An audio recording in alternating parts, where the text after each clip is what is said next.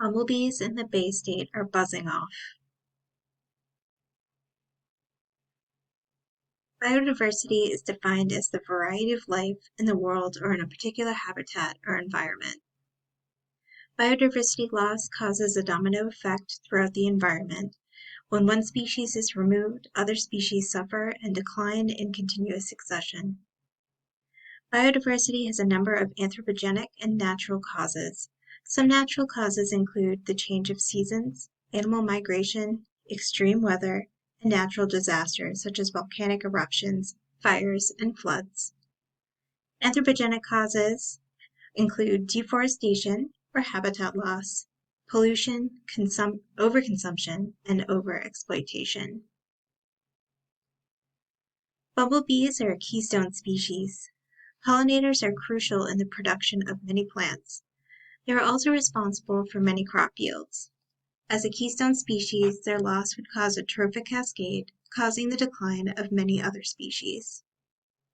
Many pollinators, such as the bumblebee, the honeybee, and the monarch butterfly, are now considered endangered. If these pollinators become extinct, the plants that rely on them to reproduce will also decline in numbers. The loss of plant life will affect insects and herbivores, and the loss of insects and herbivores will affect the population of omnivores and carnivores. Bumblebee population decline in Massachusetts. The bumblebee is native to Massachusetts. Out of the original 11 species of bumblebees that could be found in the state, only 7 remain. 3 of the remaining species are now considered endangered.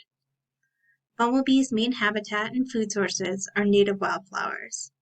In the last 150 years, Massachusetts has lost 25% of its wildflower species. This loss is due to land development and home and garden weeding habits. Limited food sources cause bumblebees and honeybees to compete for food. This puts a strain on 2 major pollinators that are necessary to maintain crops and native plant species. Pesticide use is also a major cause of bumblebee decline. There is a certain group of pesticides called neonicotinoids that are particularly deadly to bees. In 2018, many big box home improvement stores stopped selling products containing neonicotinoids. This came after over 47,000 bumblebees were estimated dead after a shopping mall sprayed their trees in their parking lot with neonicotinoids in Wilsonville, Oregon. These pesticides, though harder to find, are still in the market and being used today.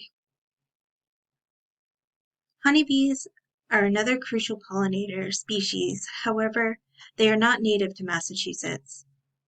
The honeybee is now the poster bee for endangered pollinators. Because of this, they get a lot of attention. The honeybee and the bumblebee prefer different food sources. While bumblebees depend on native species to survive, many home gardeners are planting flowers that will specifically attract honeybees. This often leaves the bumblebees out of luck. In addition to food scarcity, the alien honeybees brought with them new illnesses, parasites, and fungi, such as Nosema and Crithidia. The bumblebee's immune system was not prepared to protect them from these new health issues. This led to bee death and unhealthy colonies. Climate change is also playing a role in the bumblebee's decline. Changes in weather patterns are causing more droughts across the state. The droughts are drying up and killing plants that the bees need for food and shelter.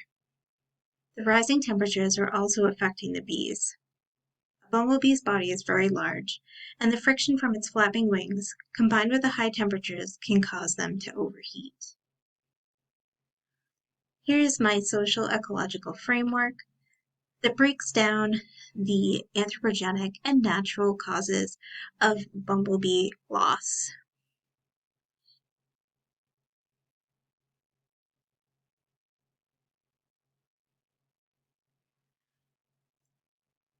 The importance of saving bumblebees should be made common knowledge. Therefore, I chose the general public, especially homeowners, as my target audience. I hope to educate homeowners on how to create pollinator gardens using native plant species. Many wildflowers pop up where they aren't welcome. So often these flowers are considered weeds and get removed from yards. If more people would just cordon off even a small section of their yard for wildflower growth, the bumblebee's habitat area would grow and more food sources would become available. I decided to add my swag product here since it related to the conversation I was having on the target audience.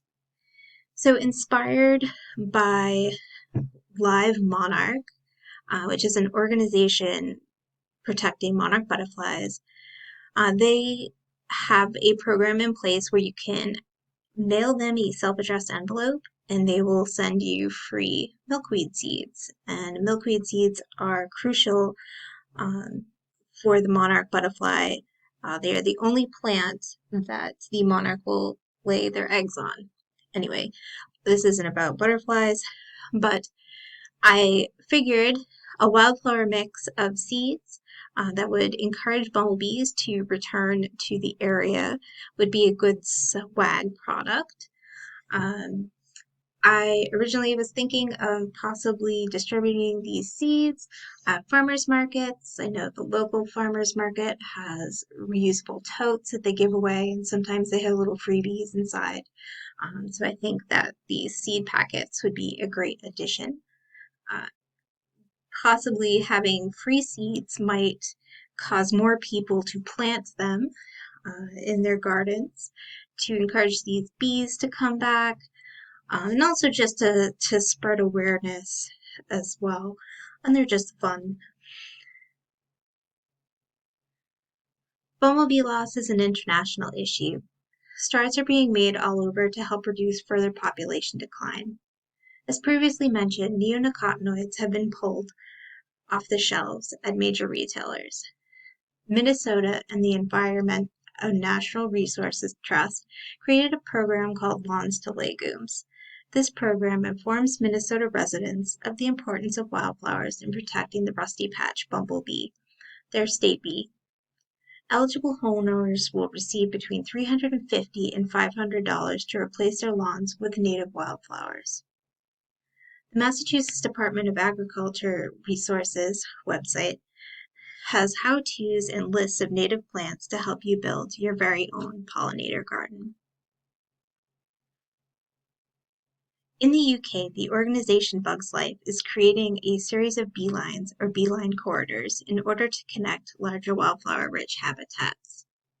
Beelines consist of independently owned pollinator gardens, as well as wildflower reserves on protected land. These wildflower stepping stones are expanding the bumblebee's habitat and resources throughout England and Scotland. All of these programs are great, but everyone needs to become more active in protecting the bumblebees. We shouldn't be so quick to mow down wildflowers that appear on our lawn. Neonicotinoids need to be banned outright, not just harder to find.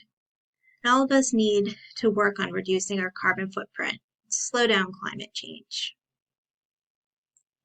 I think that projects such as Beeline's projects should be implemented in the United States. Having small wildflower gardens all over will help encourage the return of bumblebees. Awareness should also be commonplace in schools. Children that learn from an early age that these creatures are important will be more likely to be mindful of protecting them in the future. Wildflower seeds should be readily available to anyone that wants them, and more programs like Live Monarchs should exist to provide them. Personally, I plan on researching more about native wildflower species. I want to be able to create a section of my yard that is dedicated to their growth. This will still allow me to maintain my lawn for my landlord, but also do my part to feed the bees.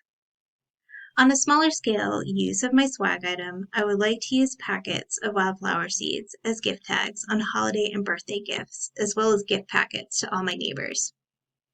Finally, I would like to research other endangered pollinators and plant for them as well. I know monarchs are now considered endangered due to the loss of milkweed in the Northeast.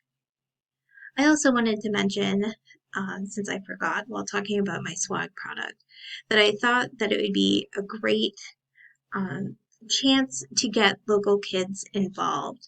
The image on my seed packet was hand painted in watercolor, and I thought it would be great to have children on the school levels create art for these seed packets. So not only are they being taught the importance of these wildflowers and the bumblebees, but they're also creating a piece of art that will be used to spread this information and seeds to others. Thank you for your time and attention. Please let me know if you have any questions.